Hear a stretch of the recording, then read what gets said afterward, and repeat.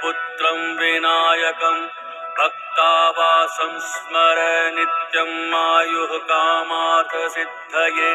प्रथमं वक्रतुण्डं च एकदन्तं द्वितीयकं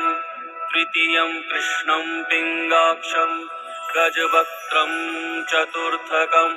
लम्बोदरं पञ्चमं च षष्ठं विकटमेव च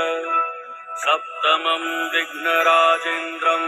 धूम्रवर्ण तथाष्टकं नवमं भालचन्द्रं च दशमं तु विनायकम्